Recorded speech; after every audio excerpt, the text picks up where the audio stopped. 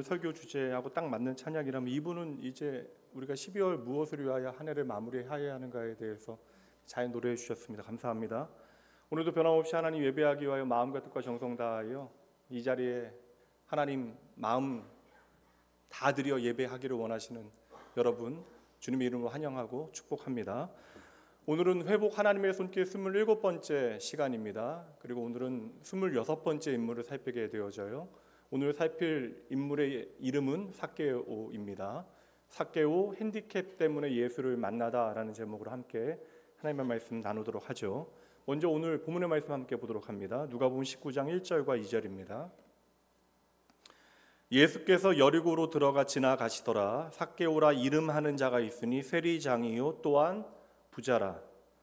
오늘 우리는 삭개오라 이름하는 한 남자에 대해서 살피게 되어질 텐데 많은 분들이 삭개오는 이미 잘 알고 계세요. 우리가 그에 대한 여러 가지 정보들을 가지고 있습니다. 삭개오는 우선 여리고라고 하는 도시에 살고 있었던 사람인데 여리고는 국경 도시입니다. 그러니까 무역이 많다 보니까 돈이 흘러다니는 곳이 그러다 보니까 이제 무역이 많은 지역인지라 관세를 따로 거두기 위하여 세관이 따로 있었고요. 삭개오라고 하는 사람의 직업은 그 세관에서 책임을 지고 있었던 세관장입니다. 요즘으로 이야기하면 세무서장 정도 되어지는 높은 자리에 올라간 사람이었습니다.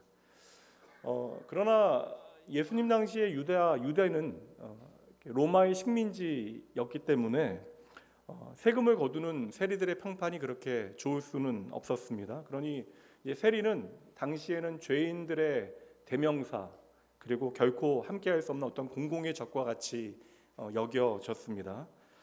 우선 여리고의 세관장이 삭개오였다. 이게 첫 번째 정보라면 두 번째 정보는 삭개오의 이름에 붙는 어떤 수식어가 있어요. 거의 이름과 같이 붙어다니는 수식어인데 삭개오 하면 그 앞에 붙는 설명이 있죠. 키 작은 삭개오라고 성경은 말씀합니다. 이게 재미있는 표현이잖아요. 한 사람을 설명할 때에 그를 설명하는 어떤 수식어가 키가 작다라는 것을 설명할 때 우리는 헤아릴 수 없지만 삭개오에게는 이 문제가 상당히 좀 큰 문제였을 것이다. 결코 이제 가벼운 문제가 아니었을 것임을 우리는 짐작할 수 있죠. 그러니까 삭개오에 대한 사전 설명이 두 가지예요. 먼저는 그의 직업에 대한 것 그리고 그의 외모, 키에 대한 정보가 나옵니다. 별것 아닌 것처럼 보여지지만 이 정보는 상당히 중요한 정보예요. 오늘 예수님과의 만남이 있어서 결정적인 영향을 미치게 되어지는 정보입니다. 삭개오에 대한 이야기는 상당히 좀 흥미롭잖아요. 과정도 그러니까 하나님을 만나 구원받게 되어지는데 그가 여리고에서 어떻게 예수님을 만나게 되어지는가. 참 재미있는 이야기가 담겨져 있기 때문에 유치부나 유년 초등 주일학교에서도 자주 설교되어지는 본문이기도 합니다.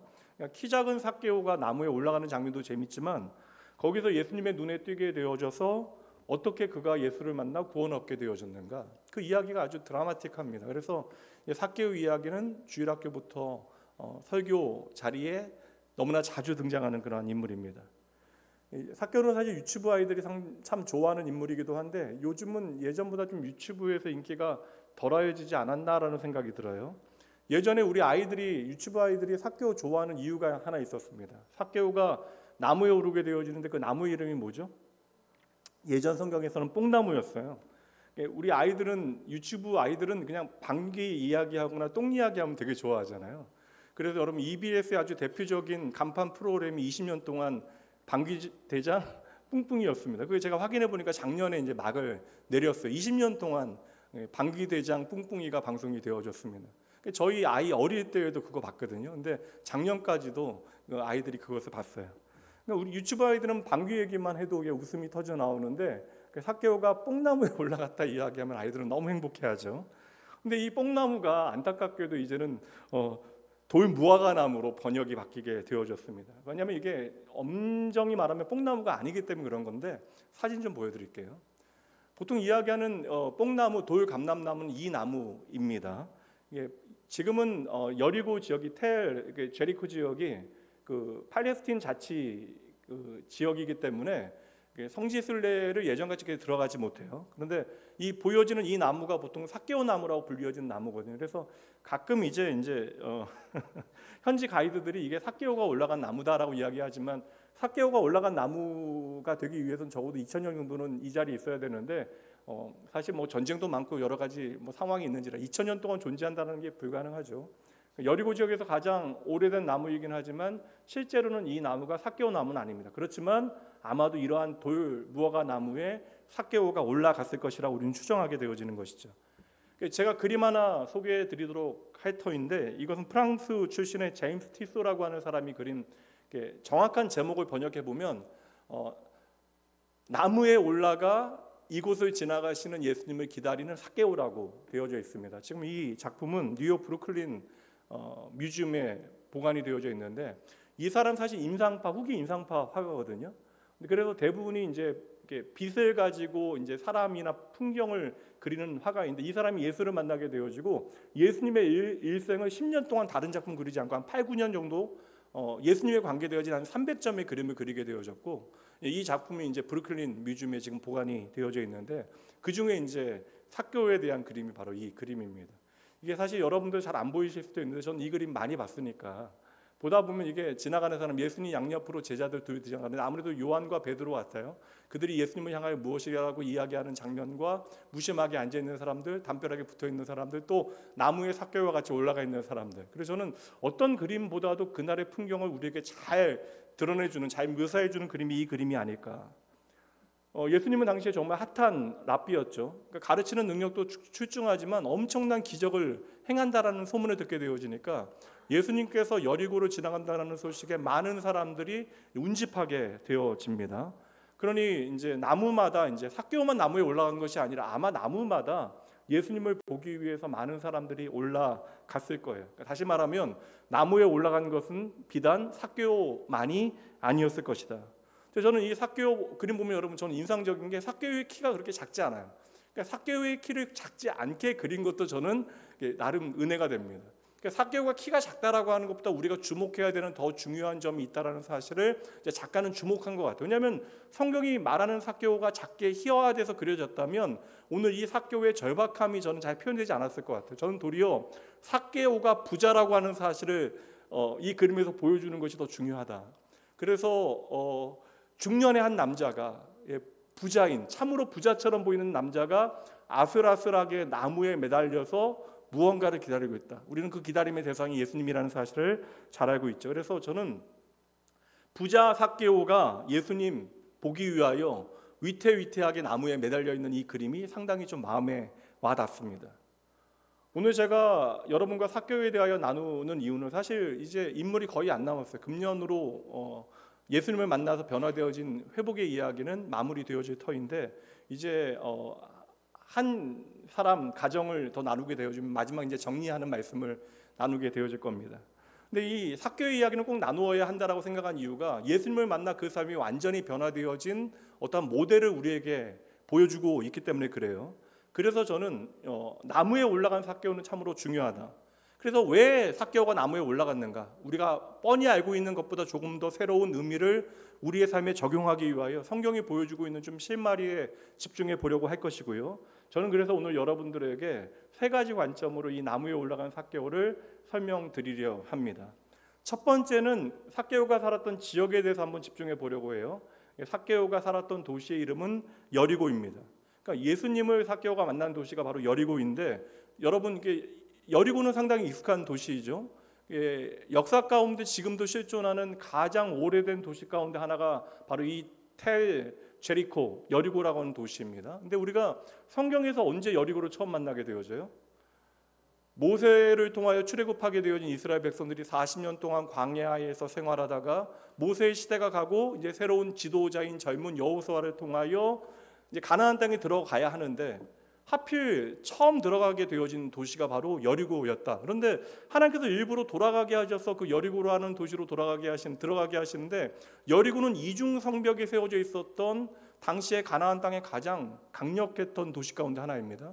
그러니까 쉽게 얘기하면 사람들 보기에는 거짓대와 같이 40년 동안 살아왔던, 그 전에는 노예였고요.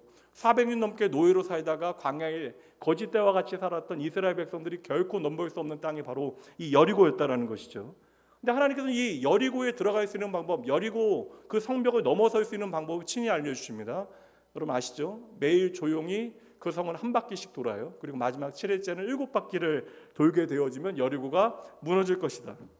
그 말도 안 되는 방법으로 무너진 성이 바로 여리고입니다. 다시 말하면 나의 힘으로는 결코 넘어설 수 없는 그 성을 오직 하나님의 말씀을 의지하여 순종함으로 들어갔던 도시가 바로 여리고였다. 근데 지금 예수님께서는 지금 여리고에 방문하시는 게 목적이 아니라 여리고를 지나쳐, 오늘 말씀도 지나쳐 가시다라고 표현하고 있는데 여리고를 지나쳐 이제 가셔야 되는 곳이 예루살렘이에요. 그러니까 예수님은 지금 예루살렘이라고 하는 목적지로 가시기 위하여 이 여리고를 지나가고 계시는 겁니다. 그럼 왜 예수님께서는 지금 예루살렘으로 가고 계실까? 여러분 알고 계시죠? 예수님은 지금 죽기 위하여, 사람들은 아무도 모르지만 예루살렘에서 죽기 위하여 지금 여리고를 지나가고 계시는 중입니다.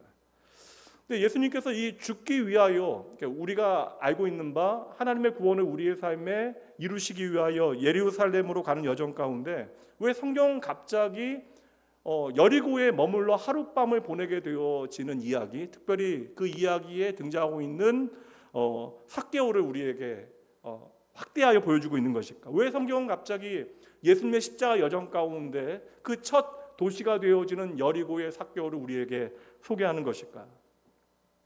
여러분, 삭개오의 스토리는 결국 하나님의 구원이 무엇인가를 우리에게 보여주고 있어요. 하나님께서는 어떻게 당신의 백성을 회복하시는가? 성경에 등장하지 않는 하나님을 만난, 그러니까 예수 그리스도를 만났던 사람들, 예수 그리스도를 만나서 구원받았던 사람들이 얼마나 많았겠어요. 근데 예수 그리스도를 만나서 구원받았던 셀 수 없는 사람들 가운데 삭개오의 이야기가 성경에 기록되어져 있다는 것입니다. 다시 말하면 삭개오의 스토리가 성경에 기록되어지는 순간부터 그것은 개인의 이야기가 아니라, 삭개오 개인만의 이야기가 아니라 오늘 이 말씀을 듣게 되어지는 저와 여러분의 이야기가 되어진다는 것이죠. 그다음에 좀 결론과 같은 말씀 먼저 살펴보도록 할까요? 이제 삭개오의 집에 예수님께서 들어가세요. 근데 들어가셔서 삭개오에게 하시는 중요한 말씀이 있습니다. 그게 이제 9절과 10절입니다. 이게 오늘 스토리 어떻게 보면 해설과 같은 주님의 말씀이에요. 잘 들어보세요. 예수께서 이르시되 오늘 구원이 이 집에 이르렀으니 이 사람도 아브라함의 자손이미로다. 인자가 온 것은 잃어버린 자를 찾아 구원하려 함이로다. 그러니까 이게 중요한 건 뭐냐면 모든 사람들이 죄인이라고 이야기하는 삭개오를 향하여 주님께서 이 사람이 바로 아브라함의 자손이다. 그러니까 하나님께서 구원하시기로 작정한 하나님의 약속의 백성이다. 모든 사람들은 판단하고 이 사람 죽어야 된다라고, 이 사람 결코 하나님의 구원을 받을 수 없다라고 판단하고 있는데 예수님께서는 친히 그 사람을 향하여 아브라함의 자손이다, 네가 바로 하나님의 약속의 자녀이다라고 불러주시고, 모두가 손가락질하고 욕하는 그 죄인을 향하여 더 중요한 말씀은 10절 말씀이에요. 나는 이 땅에 오신 목적을 이야기하시는 거예요. 나는 잃어버린 자를 찾아 구원하기 위하여 이 땅에 왔다. 이 말씀을 하시면서 이 사건은 오늘 삭개오 개인만의 사건으로 끝나는 것이 아니라 이 땅을 살아가는 오고 가는 모든 사람들에게 주시는 하나님의 말씀이 되어지는 것이고, 여러분 생각해 보세요. 우리가 잃어버리고 있었던 더 중요한 진리가 있습니다. 잊어버리고 있었던 진리. 삭개오만 여러분 하나님께서 잃어버린 사람이 아니라 이 땅의 모든 인생들, 저와 여러분이 하나님을 잃어버린 상태에 있는 것이죠. 그래서 예수님께서 왜 이 땅에 오셨는가? 이 땅에 잃어버린 당신의 백성을 도로 되찾기 위하여 예수님이 이 땅에 오셨다. 그래서 이 일을 이루시기 위하여 요즘 오후 예배 때 제가 히브리서 말씀을 통해서 자세히 설명드리고 있는데, 우리를 회복하시기 위하여 예수님께서는 이 땅에 오셨고 죽기 위하여 예루살렘으로 가셔야만 하는데 그 첫 번째 도시가 바로 여리고였고, 주님께서는 그 여리고에서 잃어버린 한 사람을 지금 찾아내고 계시는 거예요. 그러니 예수님께서는 그저 여리고를 지나가고 계시는 것이 아닙니다. 하루를 지금 머물러야 돼서 한 사람의 집에 머무르시는 이야기를 우리에게 들려주시는 것이 아니에요. 예수님께서는 지금 잃어버린 한 사람 삭개오를 찾아 지금 여리고에 오신 것입니다. 이 말씀이 오늘 우리의 삶에 동일한 의미를 가져요. 여러분, 우리가 그저 주일이 돼서 이 자리에 나와서 하나님 예배하고 있는 것처럼 여겨지지만, 여러분, 주님은 오늘도 잃어버린 저와 여러분을 구원하시기 위하여 우리의 삶의 현장인 여리고로 우리를 찾아오시는 나의 구원의 하나님이심을 여러분 믿으셔야 합니다. 첫 번째가 여리고를 통하여 이 만남의 의미가 무엇인가를 우리에게 비춰 주신다면, 전 두 번째는 삭개오라고 하는, 누가가 집중하고 있는 것이 그의 이름인데 삭개오라고 하는 이름을 통해서 오늘 이 만남의 의미가 무엇인지를 우리가 좀 생각해 볼 필요가 있을 것 같아요. 우리가 나름 이제 뭐 편견이 없는 사람은 없죠. 나름의 다 편견이 있죠. 근데 삭개오에 대해서 우리가 갖게 되어진 어떠한 좀 편견들이 있습니다. 로마 식민지 상태의 세리장이라고 이야기하면 삭개오는 나름 악당일 것이다, 독한 사람일 것이다, 우리는 이제 단정을 짓게 되어집니다. 그러면 이렇게 단정 짓고 우리가 이 사건을 대하게 되어지면 삭개오는 아주 나쁜 놈이죠. 그리고 우리는 좀 덜 나쁜 놈입니다.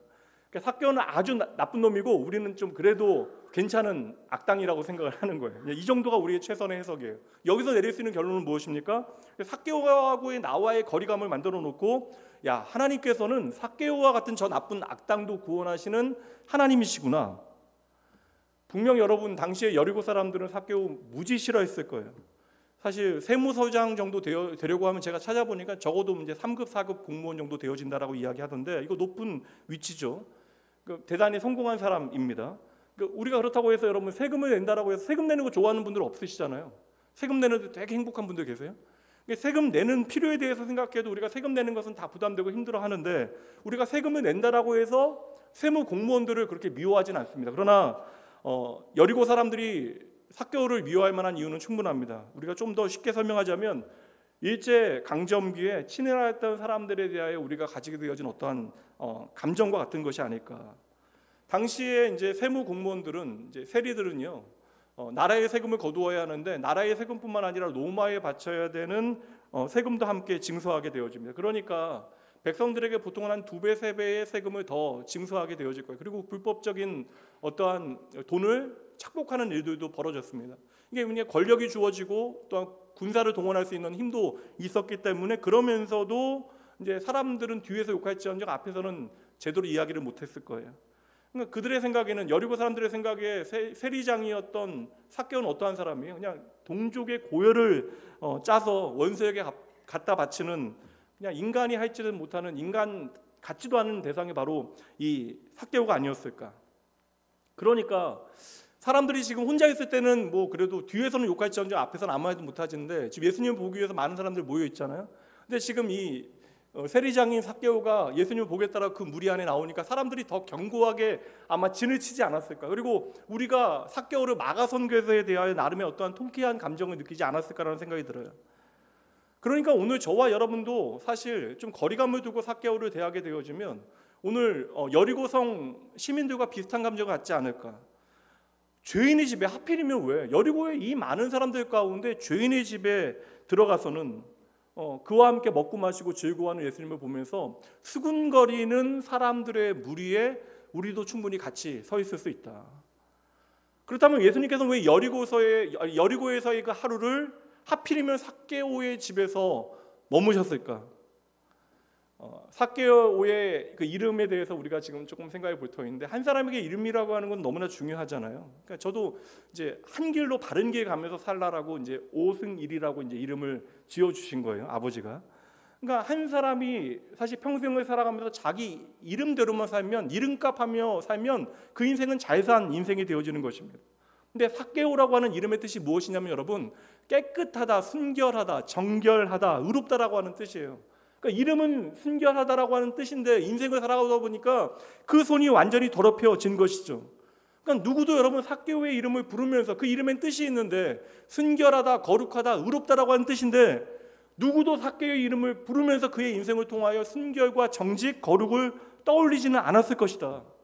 삭개오 본인도 알 거 아니에요. 사람들이 자신의 이름을 어떠한 의미에서 부르고 있을까 다 알고 있을 것입니다. 그러니 사람들이 자기의 이름을 부를 때마다 어떠한 모순과 모멸감이 느껴지지 않았을까 생각을 해봐. 이게 뭐 자격지심이 되어졌건 그의 삶의 결과가 그의 이름이 불리어질 때 그로 하여금 불편한 감정을 느끼게 만들었을 것이다. 그러니까 사람들에게 삭개오는 분명 이름값 못하는 인생이었을 것이고, 본인이 자기 이름 짓는 거 아니니까. 그러니까 삭개오를 낳은 아버지는 내 아들이 거룩한 하나님의 백성이 되어지기를 바라며 너는 의인이다, 하나님의 자녀이다, 올곧게 자라나기를 바라는 마음으로 그 이름 지어줬겠죠. 근데 삭개오는 분명 성공했습니다. 여러분 큰 부자가 되잖아요. 근데 그의 인생에 이름값을 하지 못하고 그의 인생을 지금까지 살아왔다라는 거예요. 그런데 어느 날 갑자기 삭개오가 나무에 오르기 시작하는 겁니다. 이게 무슨 일일까? 저는 적어도 삭개오가 이렇게 청년은 아니었을 것 같아요. 세무서장이잖아요. 세리장이잖아요. 정확하게 나이를 우리가 짐작하진 못해도 나무에 기어 올라갈 만한 나이는 아니었을 거예요. 그런데 왜 그날 삭개오는 그 나무에 올라가야만 했던 것일까? 저는 이것을 목마름이라고 이야기하고 싶어요. 그 나무에 올라갔던 이유는 목마름 때문입니다. 키가 작은 삭개오는 어떠한 이유인지 몰라도 세리가 되어졌고 많은 돈을 벌게 되어졌고 돈과 함께 가장 높은 위치에 올라가게 되어집니다. 그를 위하여 분명 악착같이 열심히 냈을 것이에요. 삭개오의 지난 삶에 대하여 성경은 말해주지 않지만 세리장이라고 하는 단어를 통하여 충분히 우리가 어림짐작할 수 있습니다. 당연히 그가 한 일들 가운데서는 옳지 못한 일들도 있었을 것이고 사람들의 미움을 받을 만한 많은 일들을 하였을 것이에요. 그러니까 모든 사람들이 삭개오를 싫어하긴 하지만 대놓고 욕을 할 수는 없습니다. 왜냐하면 삭개오에게는 권력이 있었기 때문에. 그래서 굳이 그들이 할 수 있는 일이라고 하는 것은 그냥 삭개오를 미워하는 일이고, 군중이 되어졌을 때는 삭개오 앞을 가로막아서 그로 하여금 무언가를 하려고 하는 것을 하지 못하게 하는 것 정도가 사람들이 할 수 있는 전부였던 것이죠. 그런데 삭개오는요, 예수님을 보고 싶다라고 하는 그 열망 때문에 모든 것을 지금 제쳐놓고 나무에라도 지금 올라가야 하는 거예요. 근데 저는 그래서 이것이 키가 작은 것이 이유가 아니다. 키가 작은 것은 여러분 원인이 아니에요. 삭개오는 지금 전혀 다른 것을 뛰어넘는 목마름을 가지고 있는 것입니다. 남의 시선이나 체면이나 자존심을 뛰어넘는 목마름이 오늘 삭개오에게 있었다. 그 목마름 때문에 삭개오는 나무에 올라가지 않으면 안 됐던 것이었다는 거였죠. 목사로서 인간의 내면적인 문제들에 대하여 좀 집중하게 되어지는 순간들이 있어요. 그러니까 개인적인 상담들을 하게 되어질 때마다 그냥 가장 어려운 일을 힘겹게 목사에게 이야기할 때는 남들에게도 하지 못했던, 심지어 가족에게도 하지 못했던 그 깊숙이 있는 마음의 이야기들을 하게 되어집니다. 여러분, 돈이 있어도 목말라. 이게 목사로서 깨닫게 되어진 거야. 돈이 정말 전부인 것 같은데 돈이 있어도 목마릅니다. 내 가정이 온전해도 목말라요. 남들이 들으면 이거 정말 배부른 소리다 이야기하겠지만 딱히 누구에게도 설명하지 못한, 나도 나를 설득하지 못하는 목마름이 우리 안에 있는 거예요. 여러분, 여하튼 목마르면 여러분 목마른 것이죠. 오늘 삭개오는 그 목마름으로 나무에 올라가게 되어지는데, 오늘 이 나무에 올라가는 삭개오의 이름을 지금 누가는 집중하고 있는 거예요. 주목하고 있는 것입니다. 다시 2절 말씀 보여주세요. 삭개오라 이름하는 자가 있으니, 이런 표현이 성경에 거의 없어요. 그 이름에 집중하고 있는 거예요. 이름 자체를 부각하고 있는 것입니다. 여러분 보세요. 의로운 자, 의인이라고 하는 이름을 가지고 있잖아요. 그리고 나름 성공한 인생을 살아갑니다. 돈도 많아요. 나름 욕은 하지만 사람들이 부러워하는 인생을 살아가고 있지만, 의인이라고 하는 이름의 삭개오는 오늘 너무나 목마른 거예요. 도무지 채워지지 않는 내 마음의 빈 공간 때문에 견딜 수가 없는 것입니다. 저는 이 목마름이 하나님의 축복이라고 생각을 해요. 많은 사람들이 내 생활 편안하면 하나님 찾지 못하는데, 하물며 어제 한 청년과 잠시 상담하는데 자기가 좀 마음이 가난하고 그래서 막 시험 준비하고 뭐 직장 막 준비하고 면접 달 때 날마다 말씀 보고 날마다 기도하고, 심지어 내가 걷는 순간에도 하나님께서 나와 함께 하신다는 그러한 동행의 감격을 가지고 살았는데, 모든 일이 다 해결되어지고 너무나 지금 좋은데 도리어 그러한 하나님과의 동행의 기쁨이 내 삶에 사라졌다는 거예요. 그래서 저는 누구나 그렇다, 목사인 나도 그렇다. 그래서 우리는 때로는 어려움을 통하여 내 삶에 하나님이 어떠한 분인가를 좀 배워야 되는 어리석은 존재들이다. 이건 다 똑같으니까 너무나 염려하지 말고, 그게 문제라고 여겨졌다면 다시 시작하면 된다는 이야기를 했어요. 그 생각해보면 오늘 삭개오는 참 특이합니다. 대부분의 사람들은 어떠한 필요 때문에 주님 앞에 나오게 되어져요. 나름의 유익이나 필요 때문에 주님 앞에 나옵니다. 그게 병을 고치는 것이건, 내 가족의 문제가 되어지는 것이건, 심지어 호기심이 되어졌건, 명성을 얻는 것이 되어졌건, 나름의 이유가 있기 때문에 주님 앞에 나오게 되어져요. 그런데 오늘 삭개오는 그러한 이유가 전혀 없어요. 그냥 목마름으로, 주님보다 다 많이 가졌잖아요. 그러한 삭개오가 오직 목마름으로 지금 주님을 보기 위하여, 내가 주님의 얼굴이라도 좀 봐야겠다라는 마음으로 나무 위에 올라가고 있는 것이죠. 전 이게 기적이라고 생각합니다. 부자가 여러분 예수님 말씀처럼 하나님의 나라에 대한 갈망이 생기기가 참 어려워요. 그래서 사두개인들은 이 땅에서 너무나 큰 권력을 가졌기 때문에 이 땅이 전부라고 생각하고 살아갑니다. 부활이 없어요. 내세가 없다라고 생각했어요. 그냥 이 땅에서 내가 잘 먹고 잘 사는 것이 전부라고 믿으며 살아갔습니다. 대부분의 사람들이 그렇게 인생을 살아가게 되어지는데, 오늘 삭개오는 목마른 거예요. 그래서 내가 그 목마름은 나무에 올라가서 주님의 얼굴을 배워야겠다. 이것이 어떠한 일을 만들어낼지 전혀 모르겠지만 목마름은 내가 주님을 그래도 봐야겠다. 근데 주님께서는 나무에 올라가 있는 그 삭개오의 목마름을 보시고 그를 꼭 집어 지목하시고 만나주시고, 이 만남에 대해서 이야기해 주실 때 이 만남은 잃어버린 자를 찾는 나의 이 땅에 온 목적이 되어진다라고 말씀해 주시는 것이죠. 사실 성경은 문맥 가운데 읽어야 된다. 제가 오후에 제일 많이 하는 이야기 중에 하나인데 성경은 한 사건으로 여러분 끝나지 아니합니다. 그래서 예수님의 행적을 잘 따라가는 게 중요한데요. 누가복음 말씀은 사실 15장부터 읽어야 19장에서 결론이에요. 이 삭개오의 이야기는 결론이 되어지는 것이고 15장으로부터 이 큰 스토리는 시작이 되어지는 것입니다. 그러니까 오늘 저는 이 삭개오의 이야기를 읽으면서 주님께서 잃어버린 사람을 찾는 것이다, 잃어버린 한 영혼을 찾는 것이 나의 목적이다 하신 말씀을 읽으면서 저는 자연스럽게 누가복음 15장을 떠올리게 되어져요. 잃은 양을 찾아다니는 목자의 이야기, 동전 하나의 소중함을 두고 그 동전을 찾아내 이웃 사람들과 잔치를 벌이는 여인의 이야기, 그리고 마지막 결정적인 이야기, 아버지를 버리고 떠나간 아들을 끝까지 기다려 그 아들을 찾아내는 아버지의 이야기, 일명 탕자의 비유죠. 우리가 아들의 이야기를 읽다 보면 아들의 불효와 어떠한 돌아옴의 이야기를 우리가 중점적으로 핵심으로 생각하지만 사실 그 이야기의 핵심은 잃어버린 아들을 끝까지 찾아내는 아버지가 핵심이 되어지는 거예요. 아들은 별짓 다 하고 다닙니다. 그리고 나서 언제 돌아가야 되겠다고 생각해요? 돈이 떨어져서 돼지의 지엄 열매도 돼지보다 힘이 없어서 먹지 못하니까 죽게 되어졌으니까 아버지 집에 가면 뭐라도 먹어요. 어떻게라도 내가 먹을 수 있다. 종이 돼서라도 내가 잘 먹고 살 수 있다라고 하는 생각 때문에 종으로 아버지에게 돌아가야겠다. 그러니까 돌아가고 싶어서 여러분 돌아가는 게 아니에요. 이건 진짜 회개가 아닙니다. 그러니까 어찌 말하면 내가 넉넉하면 아버지 집에 돌아갈 필요가 없는데 돌아가기 싫은 아버지 집에 돌아가야만 하는 상황이 되어진 거예요. 근데 그 아들이 아버지께로 돌아오게 되어지니까 무엇을 확인해요? 나를 지금까지 기다려 주시는 아버지를 확인하는 거예요. 그러니까 우리가 생각하기에는 아들이 아버지께로 돌아가는 이야기처럼 보여지지만 아버지 기다림은 우리에게 무엇을 보여줍니까? 잃어버린 아들을 찾아 나서는 아버지의 마음을 우리에게 보여주는 것이죠. 그렇게 잃어버린 아들을 찾게 되어졌을 때 모든 것을 완벽하게 아버지는 회복시켜줍니다. 이게 바로 구원의 이야기예요. 그러니까 여러분 보세요. 15절에 이 잃어버린 것을 찾게 되어지는 하늘 아버지의 기쁨을 이야기하는 장면이요. 그래서 그 장면을 보면 여러분 설명 다 드릴 수는 없지만 두 번이나 첫째 아들에게도 이야기하고 그리고 동네 사람들에게도 이야기하고 아들을 찾은 것에 대한 하늘의 기쁨에 대해서 이야기하고 있어요. 바로 그 15장의 이 비유가 오늘 삭개오의 삶에 그대로 재현되어지고 있는 것입니다. 그래서 우리가 15장부터 19장까지 한 호흡에 읽게 되어지면 이 말씀은 너무나 감사하고 은혜로운 이야기가 되어지는 거예요. 그래서 여러분 삭개오의 스토리는 오늘도 나의 이름을 부르며 나를 찾아오시는, 잃어버린 나를 찾아오시는 예수님의 스토리로 우리에게 읽혀져야 하는 것입니다. 세 번째 관점은 오늘 삭개오의 스토리를 앞의 이야기와 함께 연결해서 이야기하면 살피게 되어지면 의미가 분명해져요. 누가복음 19장은 사실 삭개오의 이야기로 단독적으로 등장하고 있는 것처럼 보이지만 이 이야기는 예수님께서 예루살렘으로 가시는 여정 가운데 펼쳐지고 있는 이야기예요. 그러니까 이 19장의 삭개오의 이야기 바로 앞에 18장 보면 여러분 지금 보실 수는 없지만 18장에는 또 다른 부자가 등장합니다. 한 부자 청년이 예수님께 찾아와요. 예수님께 먼저 찾아와서 영생에 대하여 알기를 원한다라고 예수님께 질문하게 되어집니다. 그러니까 삭개오나 이 부자 청년이나 다 부자예요. 그러나 이 부자 청년은 고위 공직자입니다.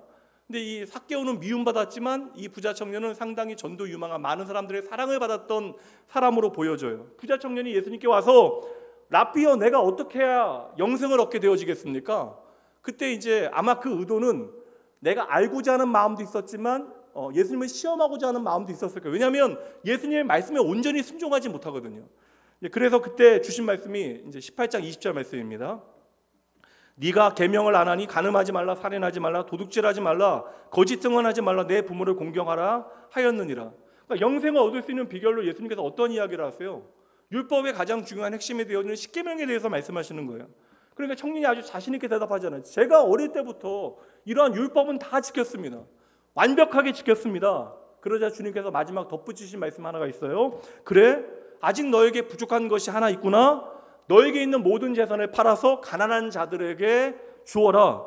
이 말씀에 대한 부자 청년의 마지막 반응이 바로 23절이에요. 함께 읽어봅니다. 그 사람이 큰 부자이므로 이 말씀을 듣고 심히 근심하더라. 마지막 결론에는 갑자기 이 사람이 큰 부자였다라고 하는 이야기를 하고 있는 거예요. 내가 부자였기 때문에 결국에는 근심하였더라. 심히 근심하였더라. 마태복음 19장에도 이 이야기가 동일하게 나오는데요. 그 말씀에는 심히 근심하여 떠나갔더라라고 말씀하고 있습니다. 그러니까 이 18장의 부자 청년의 이야기 다음에 19장에 이 삭개오의 이야기가 나오는 거예요. 그러니까 두 이야기는 별개의 이야기처럼 보이지만 지금 누가복음에서는 그 두 이야기를 일부러 연결하여 비교하고 있는 거예요. 대조하고 있는 것입니다. 여러분, 부자 청년은 누가 보기에도 좋은 청년이에요. 어릴 때부터 아주 잘 자란 청년, 율법 잘 지키고 남에게 피해 주지 않고 그냥 잘 살아왔던 청년. 근데 이 청년이 결국에는 주님께 찾아왔으나 내가 가지고 있는 재산 때문에 주님을 떠나가게 되어져요. 또 오늘 삭개오는 어떠합니까? 주님께서 삭개오 이름 부르시고 내가 오늘 너의 집에 유하여야겠다, 너와 함께 해야겠다. 그러니까 주님께서 오늘 그 삭개오의 집에 거하여야겠다라고 말씀하시고 기쁨으로 내려와서 주님을 모시고 들어가자마자 자기 집으로 주님을 모신 삭개오가 갑자기 주님을 향하여 충격적인 얘기를 하게 되어져요. 8절 말씀입니다. 삭개오가 서서 주께 여짜오되 주여 보시옵소서, 내 소유의 절반을 가난한 자들에게 주겠사오며 만일 누구의 것을 속여 빼앗은 일이 있으면 내 갑절이나 갚겠나이다. 그러니까 여러분, 주님께서 다른 얘기 하신 거 없어요. 삭개오에게 야, 너 네 재산 팔아서 가난한 자에게 줘라, 그런 말씀 하시지 않았다고요. 근데 지금 삭개오가 평생을 욕 먹으면서까지 그렇게 악착같이 모았던 재산을 포기하는 거예요. 이 이야기 누구에게 가장 충격이었겠어요? 삭개오 아들들에게 충격이 아니었을까? 재산을 상속할 수 있는 권리가 있는 사람들에게는 이거 하늘이 무너지는 것과 같은 충격적인 선언이 되어지는 것이죠. 내가 가지고 있는 재산의 반을 가난한 사람들을 위하여 기꺼이 나누겠고, 지금까지 내가 남의 것 빼앗고 살았는데 그 모든 것에 대하여 내가 4배로 갚겠습니다. 여러분 보세요. 18장의 부자 청년은 주님을 먼저 찾아갑니다. 영원한 생명에 대해서 질문해요. 그리고 자기는 율법을 다 지켰대요. 그런데 주님의 말씀에 재산을 팔아 가난한 자들에게 나눠주라라고 이야기하셨는데 재산이 너무나 많아서 주의 말씀 지키지 못해서 근심하며 주님을 떠나갑니다. 근데 삭개오는 율법을 지키던 사람이 아니에요. 주님이 있는 곳에 먼저 찾아가지도 않았습니다. 근데 주님께서 지금 삭개오가 있는 여리고로 찾아오셨잖아요. 근데 삭개오가 주님을 만나게 되어지니까, 나의 이름을 부르시는 주님을 만나게 되어지니까 갑자기 나의 재산의 반을 가난한 자들에게 나눠주겠고, 내가 누군가에게 피해를 줬다면 그 4배를 갚겠습니다. 이거 여러분 율법에 대한 순종이 아닙니다.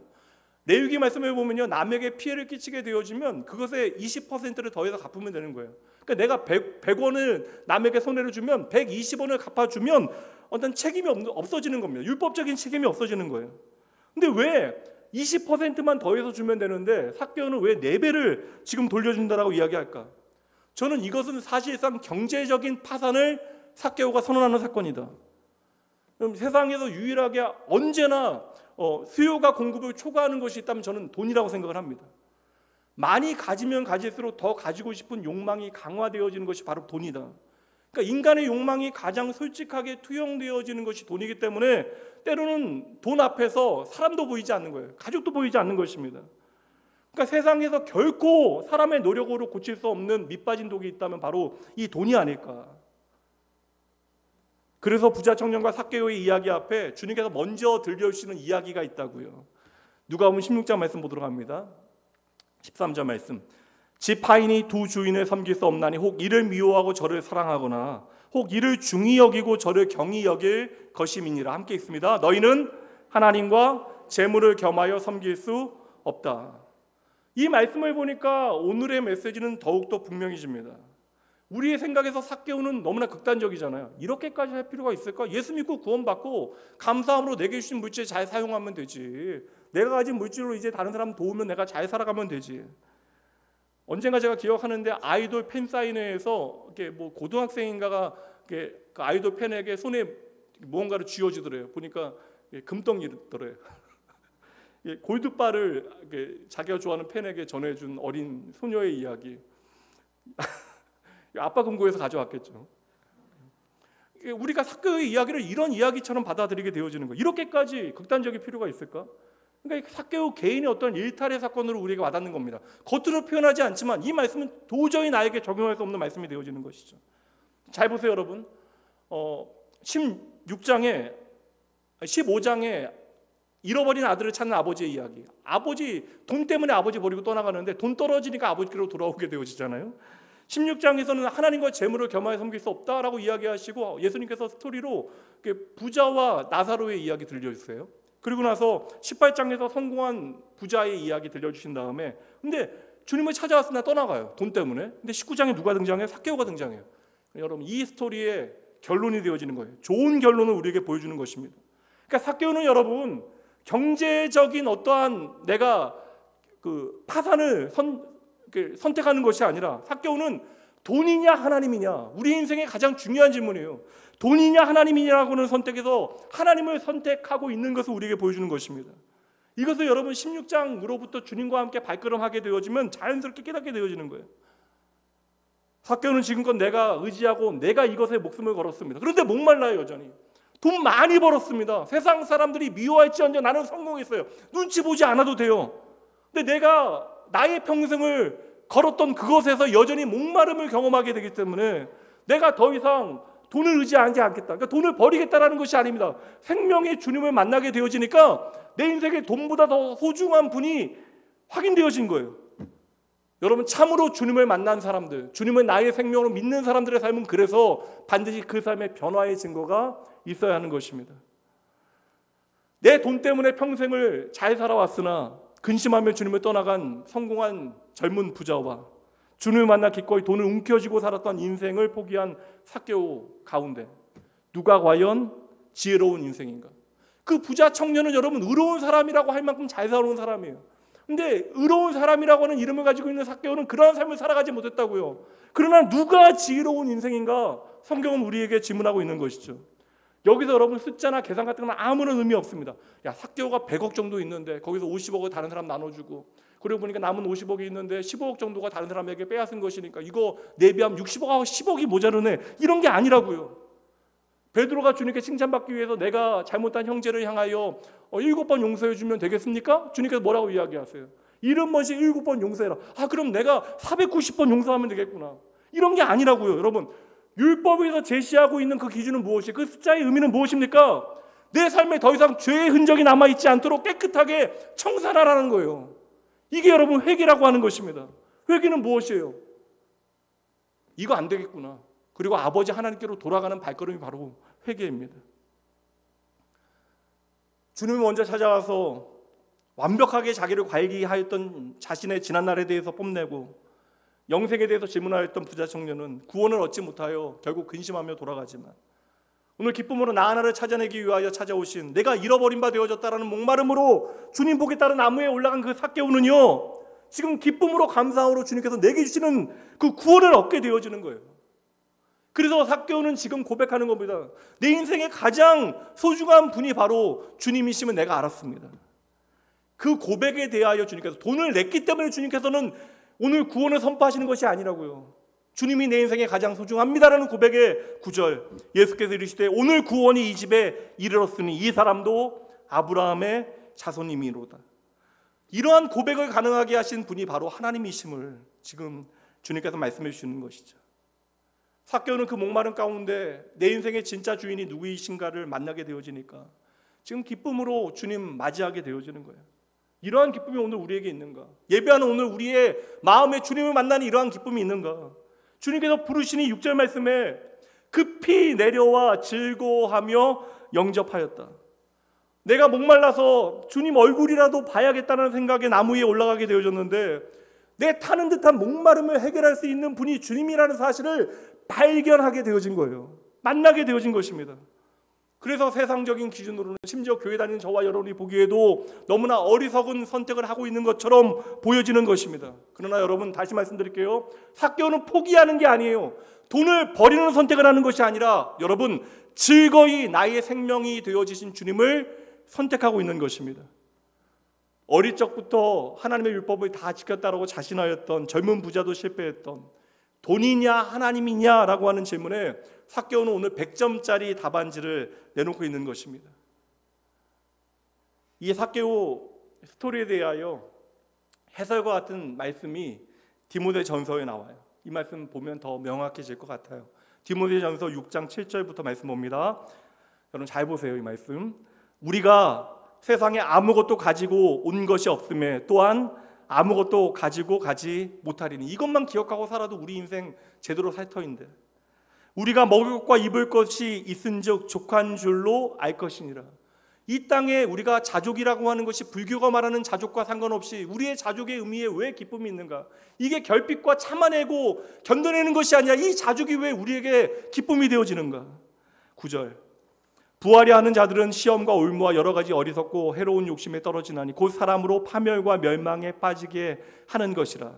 돈을 사랑함이 일만하게 뿌리가 되나니 이것을 탐하는 자들은 미혹을 받아 믿음에서 떠나 많은 근심으로써 자기를 찔렀도다.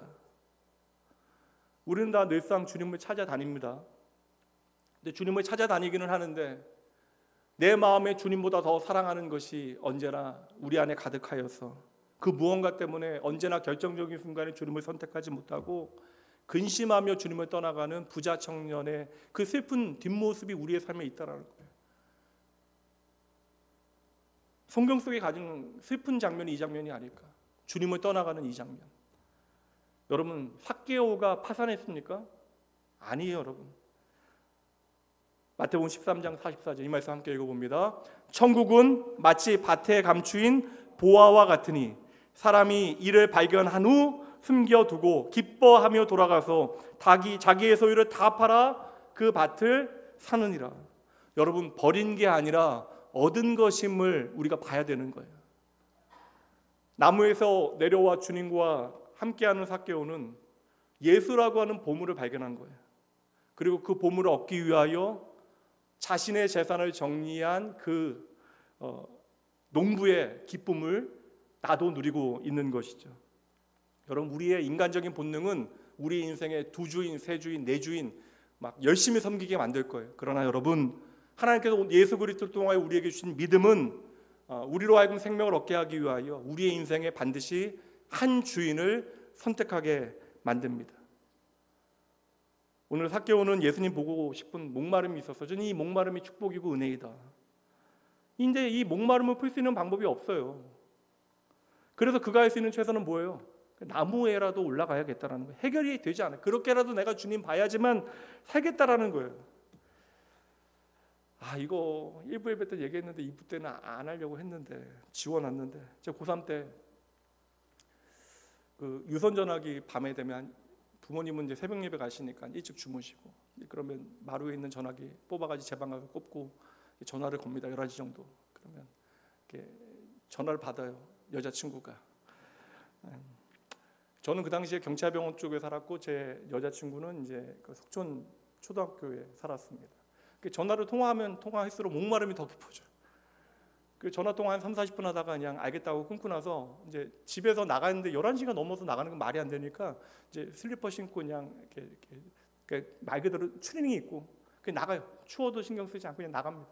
추우니까 막 슬리퍼 신고 막 2km인데 뛰어가요. 막 숨이 차도록 뛰어가서 이제 집에 도착해서는 아내라고 벌써 얘기했네요. 창문, 여자친구 창문에 이제 돌멩이를 던져요. 그럼 아내가 문을 열어요. 그럼 얼굴 보고 아내 좋아하는 이렇게 간식 주고 또 정신없게 뛰어오는데 그게 너무 행복한 거야. 끝나고 나서 지금도 그럴 수 있느냐고 물어보지 마세요. 비교할 수는 없지만 삭개오에겐 그러한 목마름이 있는 겁니다. 그냥 지나가는 주님 내가 보기라도 좀 해야겠는데 여러분, 나무에 올라갔더니 주님께서 그곳에 머물러서 삭개오를 쳐다보시더니 갑자기 말을 건네세요. 이게 충격입니다. 이름을 부르세요. 삭개오야. 저는 삭개오에게는 가슴이 철렁 내려앉는 충격적인 경험이 아니었을까요? 누구도 나의 이름을 그렇게 불러준 사람 아무도 없었는데 나를 욕하고 늘 언제나 손가락질하는 사람들만 있었는데 이렇게 친밀하게 나의 이름을 불러주시는 주님을 만나게 되어지니까 주님이 어떻게 나의 이름을 아셨을까? 이건 중요하지 않아요. 그 순간 내 평생 해결되지 않았던 그 목마름이 한순간에 해결이 되어졌다는 것이죠. 내 빈 공간은 세상의 다른 것으로 채울 수 있는 것이 아니라 바로 주님만이 내 마음의 빈 공간을 채우실 수 있다는 사실을 경험하게 되어진 거예요. 여러분, 예수님은 지나가시는 것이 아닙니다. 오늘 잃어버린 삭개오를 만나시기 위하여 그를 구원하시기 위하여 일부러 여리고에 찾아오신 거예요. 그리고 한 영혼, 잃어버린 영혼을 구원하시는 것이 얼마나 주님께 중요한 일인가를 우리에게 알려주십니다. 그리고 예수님을 제대로 만난 사람은 언제나 변화되어져요. 여러분, 저는 이 갈증이요 죄의 문제라고 생각을 해요. 돈으로도 사람으로도 그 무엇으로도 해결할 수 없는 우리의 죄의 문제예요. 그래서 저는 오늘 이 이야기가 너무나 감사합니다. 우리의 인생에 내가 해결할 수 없는 이러한 핸디캡들 있잖아요. 한계들, 자격지심, 죄로 인하여 괴로워하는 마음까지. 근데 이러한 모든 한계와 핸디캡이 우리가 주님을 만나기 위하여 나무에 오르는 길이 되어질 수 있다. 도리어 여러분, 내 마음에 이러한 목마름이 있을 그때에 우리도 나무에 올라가서 예수님을 만나야 살 수 있다라는 그러한 마음을 갖게 되어지는 것이죠. 이 마음에 대한 주님의 말씀이 있어요. 마태복음 5장 6절 말씀. 의에 줄이고 목마른 자는 복이 있나니 그들이 배부를 것이며. 의에 줄이고 목마른 자는 복이 있나니 그들이 예수로 배부를 것이며. 여러분, 우리가 예수님 만나야 우리 인생이 더 이상 헛헛하지 않아요. 그렇게 열심히 먹는데도 헛배부르잖아요. 우리 인생의 다양한 결핍과 괴로움, 나의 죄의 문제로 우리는 무거운 짐 지고 살아가는데, 이것을 우리가 삶의 질을 좀 개선하는 것으로 내 삶을 좀 편안하게 만들어 보겠다고 애쓰고 있지만, 여러분, 그것으로 안 된다는 거예요. 우리가 생명에 이르기 위해서는 반드시 예수님 만나야 되는데, 그 목마름이 바로 우리가 생명의 길로 인도하는 그 길이 되어지는 거예요. 그렇게 예수님은 오늘도 목마른 사람들을 찾아오십니다. 주님을 만나고자 하는 사람들 얼마나 많았어요, 여리고에. 그런데 주님께서 부르신 한 사람은 자신의 핸디캡 때문에 타는 듯한 목마름으로 나무에 매달려 있었던 삭개오. 그러니 여러분, 지난 날보다 살기 좋아져서 나는 그래도 괜찮다, 나 혼자 살만하다, 이거 여러분 영적인 교만이에요. 오늘 우리의 삶의 가장 큰 문제는 다른 것이 아닙니다. 우리의 삶에 주님을 향한 목마름이 없는 것이 우리의 진짜 문제가 되어지는 거예요. 그러니 주님께서 우리의 삶에 찾아오셔서 우리는 멀리서만 주님을 바라보는 것이죠. 그러니까 주님께서 내게 찾아와 말씀하시고 내 이름 부르셔도 우리는 그 만남을 너무나 쉽게 놓쳐버리는 거예요. 오늘 나를 너무나 힘들게 하는 문제들, 나를 아프게 하는 문제들, 그것이 내 몸의 핸디캡일 수도 있고 내 마음의 핸디캡일 수도 있습니다. 경제적인 문제나 인간관계로 뒤틀려진 내 마음들, 그리고 내가 모르는 내 삶의 모든 한계들. 그러나 우리가 이것들 때문에 주님 앞에 무릎 꿇을 수 있다면 우리는 삭개오와 같이 나무에 간절함을 올라가는 것이죠. 여러분들에게 질문합니다. 오늘 여러분들에게 그런 간절함이 있냐고요. 이 말씀 보죠. 시편 42편 1절부터 5절. 예배하는 사람인데 더 이상 예배하지 못해요. 그런 사람이 지금 고백하는 고백입니다. 하나님이여, 사슴이 시냇물을 찾기에 갈급한 같이 내 영혼이 주를 찾기에 갈급합니다. 내 영혼이 하나님 곧 살아계신 하나님을 갈망하나니 내가 어느 때에 나아가서 하나님의 얼굴을 배울까? 사람들이 종이 내게 하는 말이 너희 하나님이 어디 있느냐 하노니 내 눈물이 주야로 내 음식이 되었도다. 내가 전에 성의를 지키는 무리와 동행하며 기쁨과 감사의 소리를 내며 그들을 하나님의 집으로 인도하였더니 이제 그 일을 기억하고 내 마음이 상하는도다. 예비하지 못하는 자신의 삶에 대하여. 그래서 내 마음이 하나님을 향하여 간절해진 거예요. 그래서 선포합니다. 5절 함께 읽어봅니다. 내 영혼아, 내가 어찌하여 낙심하며 어찌하여 내 속에서 불안해하는가? 너는 하나님께 소망을 두라. 그가 나타나 도우심으로 말미암아 내가 여전히 찬송하리로다. 이것은 구약의 고라자손의 찬양이지만 이것은 더불어 여리고에 살았던 삭개오의 노래가 되어지는 것이고, 이 고백은 오늘 우리가 주님을 향하여 간절한 마음을 품을 때 우리의 마음이 되어질 수 있는 것이죠. 이제 여러분 어느새 2024년을 정리해야 되는 때입니다. 지난 2024년 여러분 어떠셨어요? 여러분의 삶에 말하지 않아도 얼마나 많은 핸디캡과 약점들이 있습니까? 또 내 안에 나도 모르는 불신앙과 하나님을 향한 범죄의 흔적들이 얼마나 많아요. 어느새 한 해를 우리가 정리해야 되는 때를 맞이하게 되어졌는데 도리어 나의 한계와 나의 불순종과 나의 불신앙의 이야기, 내 삶의 모든 핸디캡 때문에 우리가 주님 앞에 더 가까이 나아가 간절함으로 주님을 붙잡을 수 있다면 삭개오처럼 이 간절함이 주님 앞에 반드시 하나님의 은혜의 증거가 되어질 수 있음을 여러분 믿으시기 바랍니다. 힘들고 어려우실 수 있어요. 그러나 오늘 삭개오가 여러분의 삶에 큰 응원과 좀 격려가 되어주면 좋겠습니다. 여러분 인정하셔야 돼요. 내가 또 다른 여리고에 사는 삭개오입니다.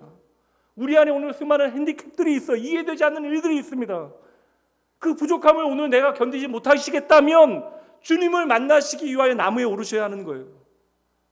거룩한 자라고 하는 삭개오라는 이름을 가졌으나 세상에서 잘 되기 위하여 평생 세리로 살아가며 내 재산 많아지는 것에 만족하며 살아왔는데 어느 날 나의 이름을 부르시며 내 삶에 찾아오시는 주님을 만나게 되어지니까 비로소 이제야 제 이름값 하며 살게 되어진 것이죠. 여러분, 오늘도 주님은 여러분 하나하나를 찾아오십니다. 잃어버린 여러분을 구원하기 원하시는 거예요. 여러분으로 하여금 하나님의 자녀답게 여러분의 남은 인생 이름값 하며 살아갈 수 있도록 하나님은 오늘도 여러분의 삶에 찾아오십니다. 12월 얼마나 좋은 시즌이에요. 성탄을 기다리는 계절입니다. 내 인생이 예수 그리스도의 이름으로 새로워졌다는 사실을 여러분 인정하신다면 이제 예수의 이름으로 내게 주어진 인생의 시간 동안에 하나님의 자녀답게 멋지게 여러분의 인생을 잘 살아가는 복된 삶이 되어지길 주님의 이름으로 축복합니다. 기도합니다. 살아계신 하나님 나의 아버지, 죄악 가운데 거룩하신 하나님 앞에 설 수 있는 방법 도무지 저희 가운데 없는데 오늘 저희들 주의 은혜로 이렇게 주님 앞에 나오게 하심에 감사합니다. 주님, 참 인정하기 싫고 또 인정하기 어려운데 오늘 저희들이 또 다른 모양의 삭개오입니다.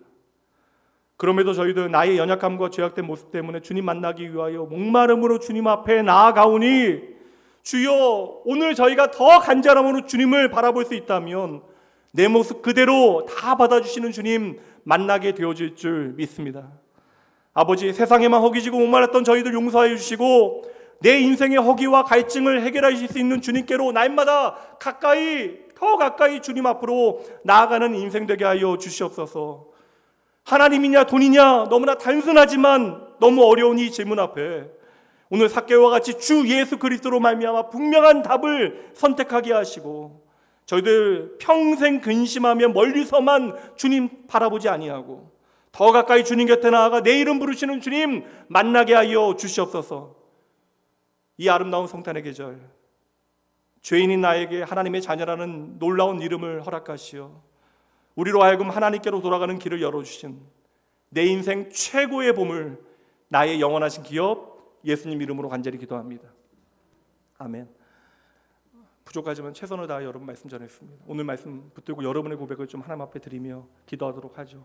하나님 앞에 헌금 봉헌하는 시간입니다. 그러나 이 시간은 여러분의 마음과 여러분의 인생을 하나님 앞에 봉헌하는 시간이 되어져야 돼요. 잠시 기도하며 나아갑니다. 내 삶의 주인 되시는 내 맘에 노래 되시는 그는 크신 나의 예수님 참으로 내 인정하게 이름 불러주시고 내 삶의 주인 되시는 내 맘에 노래 되시는 그는 크신 나의 예수님 삶의 무게가 내 맘을 누르고 버팀 없는 시간을 지날 때 예수만을 아버지 주께 돌아가는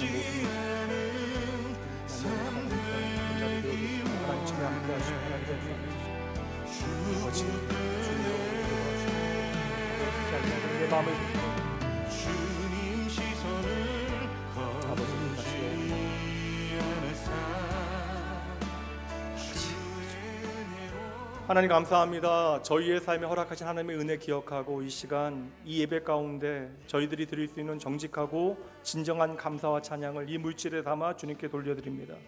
아버지, 드려지는 이 물질과 함께 저희의 인생, 저희의 몸과 마음도 함께 드리오니 오늘 삭개오와 같이 아버지 하나님 우리의 고백을 기뻐 받아주시고 하나님으로 말미암아 내 삶의 최고의 보물 되신 예수 그리스도로 더불어 살아가는 귀하고 복된 인생 되어질 수 있도록 주여 함께하여 주시옵소서. 사랑하는 주의 자녀들이 살아가는 모든 삶의 자리마다 하나님의 놀라운 생명과 하나님의 사랑의 증거들이 날마다 풍성하게 나타날 수 있도록 주여 이들의 삶을 응원하시고 동행하여 주시옵소서. 오늘도 오직 하늘로서 나에게 주어지는 놀라운 하나님의 기쁨을 맛보아 알게 하시는 우리의 생명 되신 예수님 이름으로 축복하며 간절히 기도합니다. 아멘. 우리 다 같이 일어나셔서 믿음의 가족들 함께 축복하며 찬양하신 후에 축도하심으로 예배 마치도록 합니다.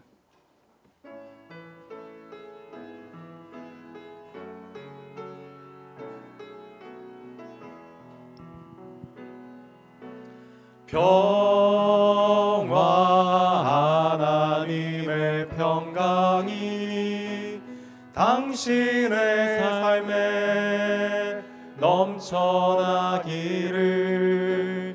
평화 하나님의 평강이 당신의 삶에 가득하기를 축복합니다. 오늘도 함께 예배할 수 있어서 감사했습니다. 여러분 한 주간 여러분의 삶의 현장에 주님과 함께한 이야기가 반드시 있으셔야 돼요. 이 시간 기도합니다. 이제는 우리 주 예수 그리스도의 은혜와 하나님의 사랑하심 성령 하나님의 함께하심이 그저 하루하루 적당히 살아가는 것에 만족한 저희를 깨워 이대로 살면 안 된다라고 하는 아버지 각성을 잊게 하시고 주님 보기 위하여 주님 앞으로 나아가는 그 나무에 오르는 갈급함으로 목마름으로 오늘 나를 찾아와 나의 이름 부르며 나와 함께하기 원하시는 예수라고 하는 더할 수 없는 보물에 내 인생 오롯이 맡겨드리는 인생 살기로 다짐하는 모든 하나님의 백성들, 그들의 가정, 자녀, 일터 위에 오늘 하나님의 회복이 절실한 주의 자녀들을 위해 더불어 하나님의 말씀을 참으로 경외하는 낙원의 모든 가족들 위해 또 다른 공부를 위하여 사역의 자리를 떠나게 되어진 우리 중고등부 전사님, 그리고 내일을 위하여 애써 뛰고 달리는 우리 수험생들, 그리고 모든 주의 젊음들을 위해 더불어 새로운 부르심 가운데 하나님의 나라와 주의 몸된 낙원교회를 섬기게 되어질 모든 직분자들을 위해 지금으로부터 영원까지 함께 있을지어다. 아멘.